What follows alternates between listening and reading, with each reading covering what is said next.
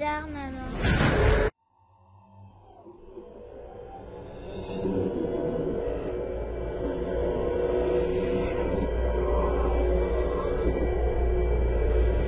Bienvenue à la maison. Une fois entré dans ce lieu, vous n'en ressortirez jamais vivant. Vous allez tous mourir, déchiquetés, décapités.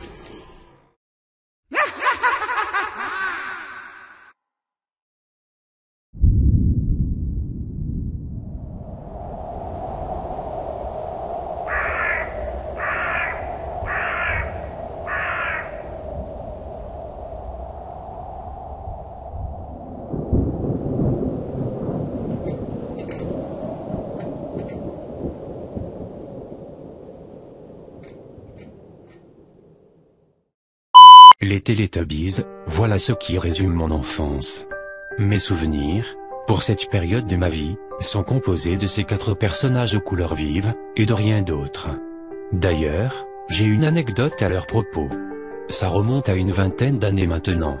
Lorsque j'étais petit, mes parents n'avaient pas de temps à m'accorder. Leurs emplois du temps étaient trop chargés pour qu'ils s'occupent de moi.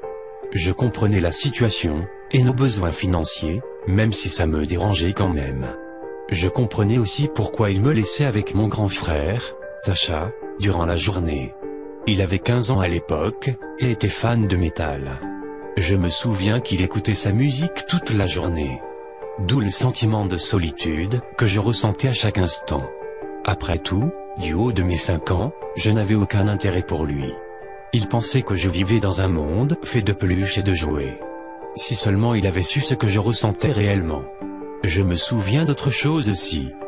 Par exemple, le peu d'amis que je possédais avaient toujours hâte de partir en vacances. Pourtant, dans mon cas, les vacances ou les périodes scolaires étaient très similaires. Un frère présent juste physiquement, et des horaires qui ne laissaient aucun répit à mes parents. D'ailleurs, en parlant d'eux, ils étaient généralement de mauvaise humeur en rentrant, et se dirigeaient directement dans leur chambre. Je ne l'y voyais quasiment jamais. Je me rappelle d'un jour particulier. Le 16 juillet. C'était les grandes vacances, il faisait assez chaud, et ce jour semblait banal. Toute la journée, Tasha me mit devant la télévision. Autant dire que le temps passa très lentement. De plus, vu nos faibles revenus, nous avions un nombre très limité de chaînes. Elles étaient au nombre de 9 pour être précis. Une pour les informations, une pour le sport, une composée de documentaires, etc. Mais il n'y avait aucun dessin animé, au grand désespoir de mon frère. Mais heureusement pour lui et malheureusement pour moi, mes parents avaient réussi à dénicher un lecteur cassette dans une brocante. Avec celui-ci, ils ramenèrent des films et autres séries. Et pour moi, la saison complète de Télétubbies. Je détestais ces choses. Elles me faisaient peur, me tourmentaient au point d'en faire des cauchemars. Mais ce soir-là, ce fameux 16 juillet, je ne fis pas de cauchemar. Comment en faire vu la merveilleuse nouvelle que mes parents avaient annoncée? En effet, plus tôt dans la soirée, mon père nous avait dit ces mots. Bon, comme vous le savez les enfants, je travaille beaucoup pour gagner de l'argent et ainsi nous permettre de vivre. Eh bien, ça en valait la peine. Je me suis fait augmenter pour mon bon travail, et mon chef nous a offert des places pour aller à Disneyland. Disneyland. Je rêvais de ce lieu chaque jour, toute l'année. Nous étions tous heureux, à la vue de ces vacances, de nos vacances. Le soir même, nous préparions nos affaires pour ces 3 jours, qui s'annonçaient magiques. Le lendemain, on s'était levé tôt pour arriver vers 11 h au parc d'attractions. On voyait le grand château de loin, ce qui rendit mon excitation palpable. Il y avait une grande foule, mais cela m'importait peu. J'étais tellement heureux à cet instant.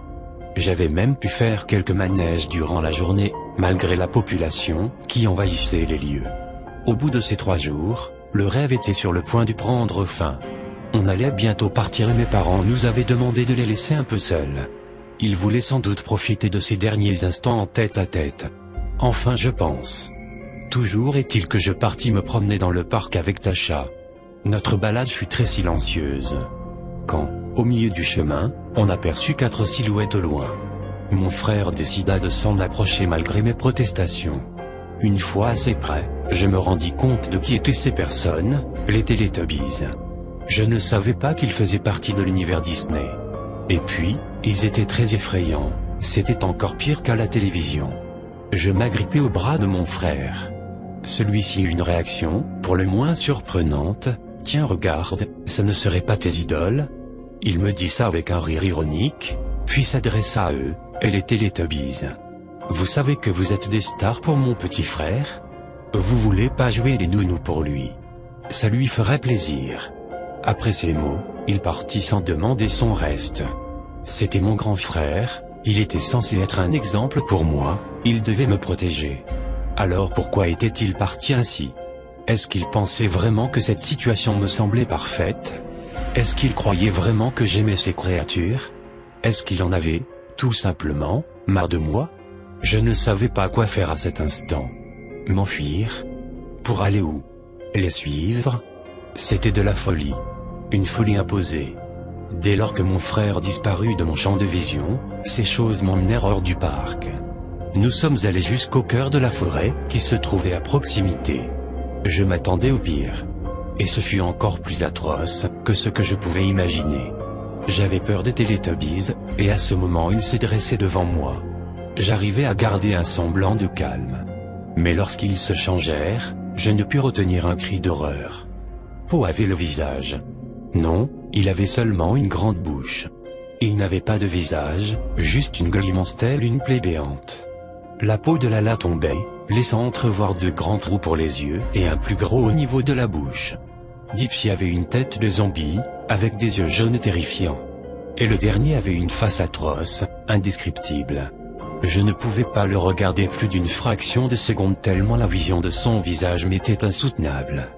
Je fermais les yeux, créant une barrière imaginaire grâce à mes paupières. J'avais peur, atrocement peur. Allez petit, viens jouer avec nous. Il me parlait, je devenais fou. Je rouvris les yeux. Seule Lala était présente. N'aie pas peur, nous ne te voulons aucun mal. Ce n'est pas parce que nous avons de drôles d'apparence qu'il faut hurler comme tu l'as fait, d'accord? Elle était gentille avec moi. Ça me surprenait. Son attention à mon égard me fit chaud au cœur.